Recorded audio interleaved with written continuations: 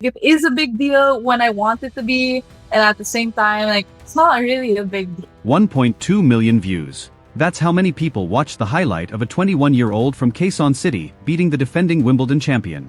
That number is more than double the views on matches involving Novak Djokovic and Serena Williams, in that same tournament, in that same week. Let that sit for a second. A player who had never reached a Grand Slam quarterfinal was, for one match, bigger than two of the most famous names in tennis history. Her name is Alexandra Eala. And this is not a rivalry story. This is not Eala versus Iga Swiatek, or Eala versus Jasmine Paolini. This is the story of a quiet structural shift happening in world tennis, one match at a time, with an entire nation standing behind one player's shoulder. Start with the number that tells you everything you need to know. Before this year's Wimbledon, no Filipino man or woman had ever won a match at the tournament in the Open era. Eala changed that in the first round. Then she did something no Filipino had ever done at any Grand Slam. She reached the third round. Then the fourth. Every single one of those was a first for her country. Here is the state of the board going into Wimbledon 2026. Eala arrived seeded 29th, ranked world number 32, with a 9-3 record on grass that season, a title in Birmingham, and a semi-final run in Berlin where she beat two top 10 players. She was not a surprise entry. She was a player who had quietly built a case for herself, match by match, for over a year. Exhibit A, the Miami Open, March last year. Eala beat Swiatek in the quarterfinals, 6-2, 7-5. That result put her name on the radar of serious tennis fans for the first time. Exhibit B, the US Open same year, where she beats Clara Tauson to become the first Filipina to win a Grand Slam match in the Open era. Exhibit C, this year Wimbledon Round 1. She beats Renata Zarazua in straight sets, and with that win, she becomes the first Filipina to ever win a match at Wimbledon. Notice the order. Miami, New York, London. Each win building on the last. This is not luck. This is a career being constructed brick by brick, on the biggest stages tennis has. Now for the moment that turned her from a promising player into a national phenomenon. Round 3 of Wimbledon. Her opponent, Iga Swiatek, world number 3, 5-time Grand Slam champion, the defending. Well, not defending champion of this event, but a player who had never lost to Eala on a big occasion like this. The first set alone lasted 84 minutes. Eala saved 2 set points. She then won the tiebreak, 11 points to 9. Read that sentence again.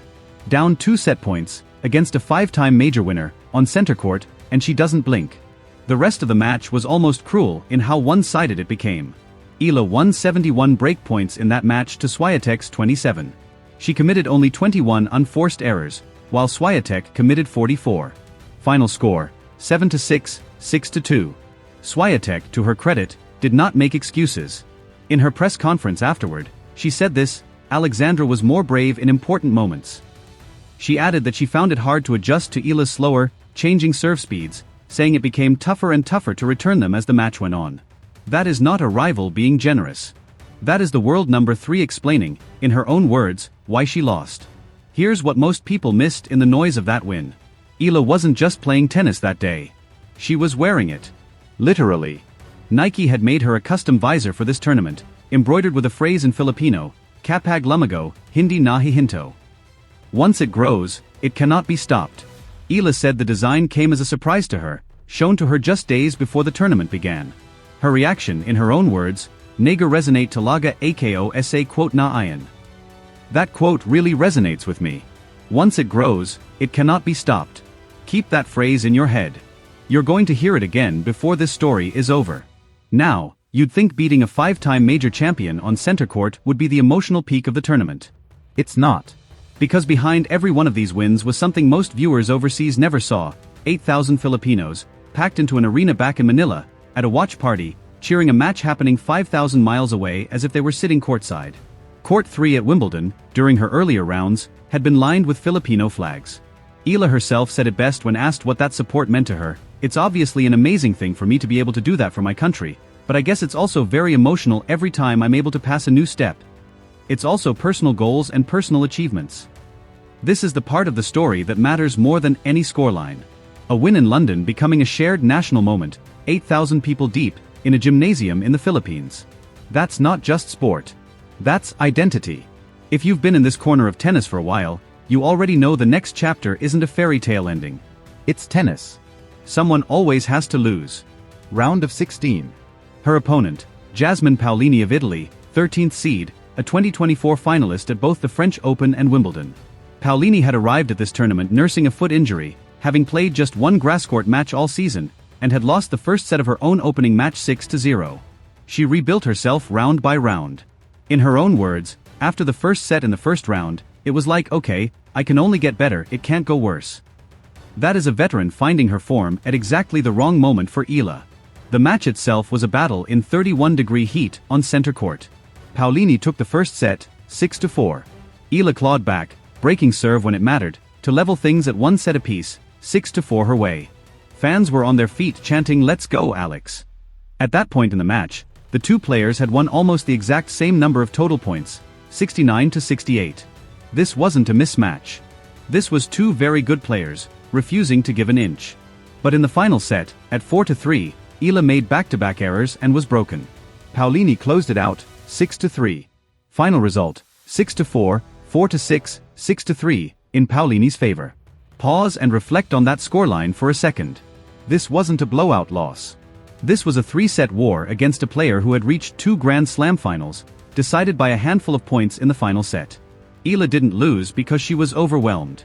She lost because tennis at that level sometimes comes down to 3 or 4 points out of well over 100. Here's the part where a lot of athletes would look for excuses. Eala didn't. Asked about her serve, which had struggled throughout the match, she said plainly, "My serve was not as good as maybe other matches. But I have days like that. Everyone has days where they don't play their best. I don't think I'm going to be playing the best tennis of my life every single day. I don't expect that." That is not a loser's quote. That is the quote of someone who has already decided this is not the end of anything. And that brings us back to the phrase stitched onto her visor.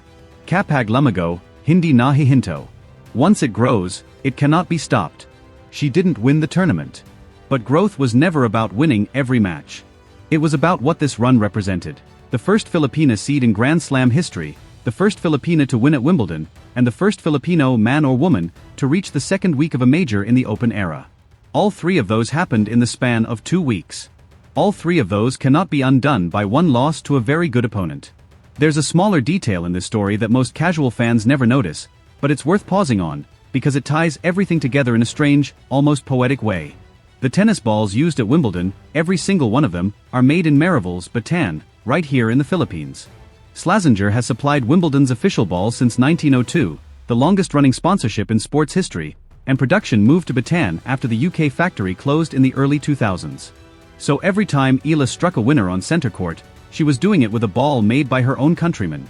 The British Embassy in Manila even pointed this out publicly after her first-round win, calling it a moment where the Philippines is right there with her on court. That is not a coincidence anyone planned. That is just the kind of detail that makes a story feel bigger than the person living it. Now, here's the part of this story that has nothing to do with tennis, and everything to do with why you need to be careful with what you see about Eala online. As her fame has grown, so has a wave of fake content using her name and face. One viral post claimed a $45 million sponsorship deal with Wilson. It was completely fabricated. She doesn't even use Wilson rackets, she plays with Babolat.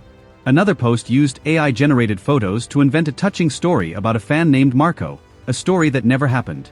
Eala addressed this directly, saying it's concerning, because these fake posts get a lot of likes, making it hard for people to tell fact from fiction. Her advice was simple: find reliable sources, and listen to dependable outlets. That's not a small thing for a 21-year-old to have to say publicly. It tells you how big she's actually become, famous enough now to be a target for people profiting off her name. And the money rumors are just as wild as the sponsorship rumors. You've probably seen numbers floating around, $3 million, $5 million, even that fake $45 million figure again. Here's what's actually verified. Eala's career prize money on the WTA Tour has crossed $176 million total, with just over $907,000 of that earned in her breakout 2025 season alone. Her real, confirmed sponsors are Nike, Babolat, Globe Telecom, BPI, Locally Juice and Milo. No outlet, no team representative, has ever put out an official net worth figure for her. Every big flashy number you've seen online, outside of those verified totals, is not coming from her camp. It's coming from pages trying to get clicks off her name. That's not a small detail either.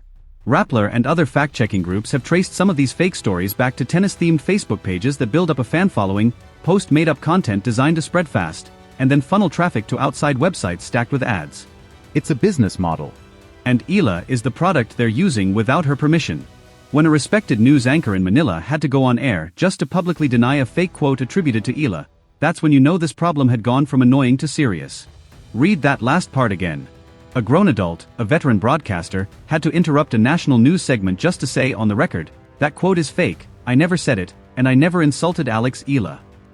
That's the world Eala is operating in now, famous enough that lies about her spread faster than the truth can catch up. Now here's where the story circles back to where it matters most. The court itself, and the 2 weeks that made all of that noise worth tuning out. Let's rebuild the full timeline, because the order of these results tells a story on its own. March last year, Miami, Eala beat Swiatek for the first time, putting her name on the map. Later that year, New York, she becomes the first Filipina ever to win a Grand Slam match in the Open era, beating Clara Tauson at the US Open. This season, a title in Birmingham on grass, then a semi-final run in Berlin where she takes down 2 more top 10 players, Elena Rybakina and Alina Svitolina. By the time Wimbledon started, she wasn't an underdog anymore. She was a genuine threat, seeded 29th, arriving with real form behind her. Round 1 at Wimbledon, she beats Renata Zarazua in straight sets, 6-1, 6-2, the first Filipina to ever win at Wimbledon in the Open era. Round 2, she beats Australia's Maya Joint in 3 sets, coming back from a set down, hitting back-to-back aces at 105 and 107 miles an hour to swing the momentum her way. Round 3 is the Swiatek match, the one that put her on every highlight reel in the world. And round 4 is where Paolini finally stops the run.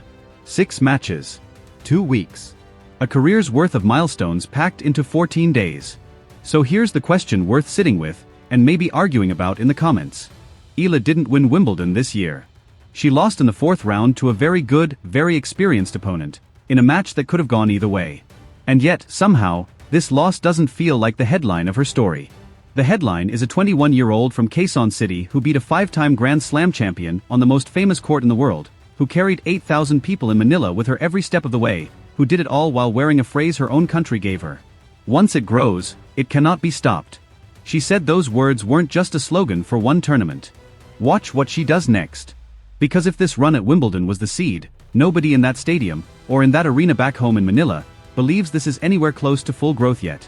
If this is the first time you're following Alex Eala's story, subscribe, because this is not a one-tournament run.